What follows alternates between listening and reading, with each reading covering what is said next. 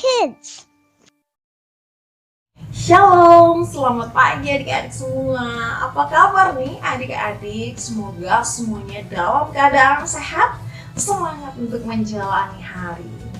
Nah, adik-adik, sebelum kita memulai renungan, Kak Resti mau menceritakan tentang ada seorang anak laki-laki yang saat itu umur 4 tahun.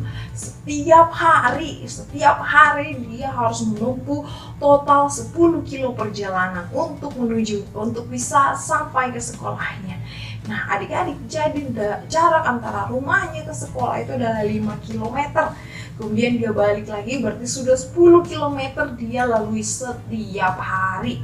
Pertanyaannya, kenapa dia harus tinggal sejauh itu?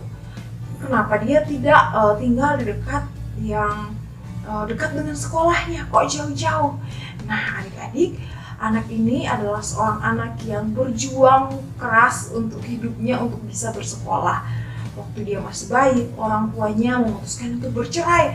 Ibunya meninggalkan anak ini beserta dengan ayahnya. Jadi anak itu dari umur setahun sampai dengan dia kelas 4 tinggal bersama dengan ayahnya. Dan ayahnya bukanlah orang yang berkecukupan. Ayahnya bekerja sebagai penjual kayu bakar. Jadi karena mereka tinggal di pinggir hutan, jadi ayahnya memutuskan untuk menjual kayu bakar lalu dijual ke desa atau sampai ke kota. Nah, adik-adik, itu adalah kisah hidupnya, keluarganya seperti apa. Pada saat dia kelas 4 SD, tiba-tiba ayahnya sakit dan saat itu meninggal dunia. Bagaimana caranya anak ini bertahan? Dia tidak meminta kepada orang-orang di sekitarnya, tolong aku, izinkan aku tinggal di rumahmu. Tidak. Dia memutuskan untuk tetap tinggal di rumahnya itu. Dia tidak mau merepotkan orang lain.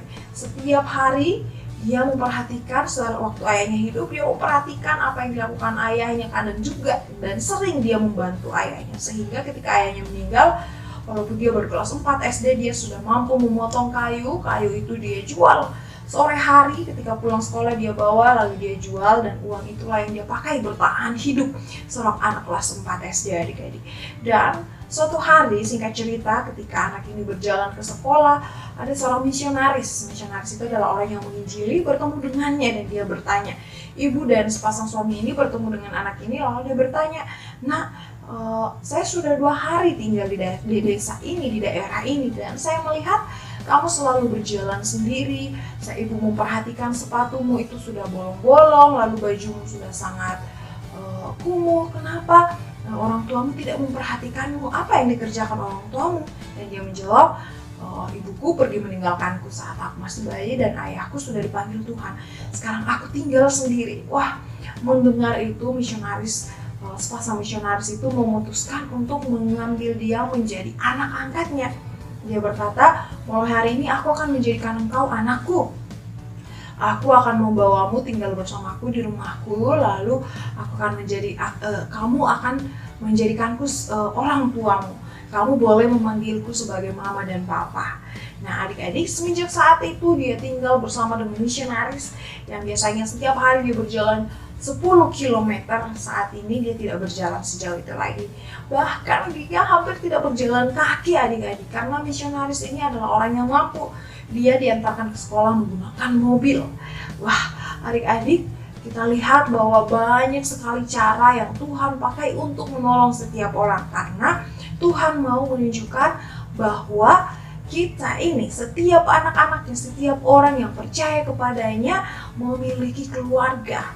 Bukan hanya keluarga di dunia, tapi kita memiliki keluarga Allah. Di dalam Efesus pasal 1 ayat 5 dikatakan, "Dalam kasih Ia telah menentukan kita dari semula oleh Yesus Kristus untuk menjadi anak-anaknya sesuai dengan kerelaan dan kehendaknya, supaya terpujilah kasih karunia-Nya yang mulia yang dikaruniakannya kepada kita di dalam Dia yang dikasihinya." Adik-adik, terpujilah Tuhan yang telah mengangkat kita, mengadopsi kita menjadi anaknya. Itulah sebabnya kita memanggil Tuhan kita sebagai Bapa. Bahkan banyak lagu ya, seperti Bapa yang sayang sama anaknya, demikianlah Tuhan Yesus sayang sama kita. Kita dijadikan keluarganya Allah, ahli warisnya. Jadi adik-adik belajar dari kisah hari ini, kisah pagi hari ini, kita melihat bahwa ketika kita telah menjadi anak Allah, Tuhan Allah tidak akan Bapa kita, tidak akan pernah meninggalkan kita. Mungkin keluarga kita suatu hari akan mengecewakan kita, atau mereka kecewa dengan kita lalu tidak memperlakukan kita seperti yang seharusnya.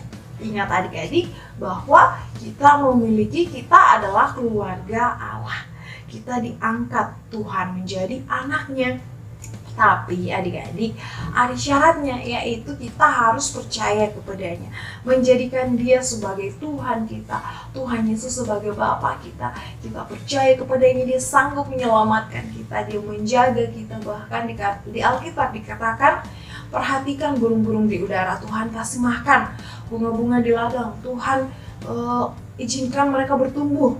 Apalagi kita anak-anaknya, anak-anak yang dikasihinya pasti dijaga setiap saat.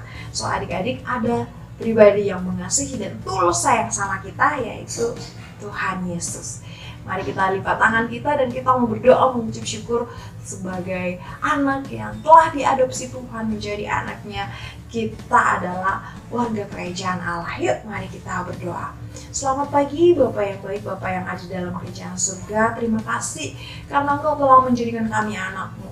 Kami yang mungkin ditinggalkan oleh keluarga kami, atau kami merasakan berkat Tuhan bersama dengan keluarga kami, tapi kami menyadari Tuhan bahwa keluarga yang kami miliki saat ini adalah pemberian Tuhan, sebab kami semua adalah keluarganya Tuhan.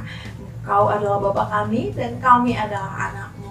Berkati setiap adik-adik yang ada di rumah supaya mereka tetap bersuka cita menjalani hari ini.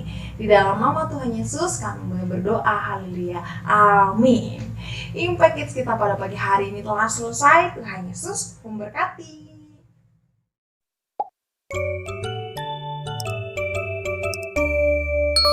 Impact Kids.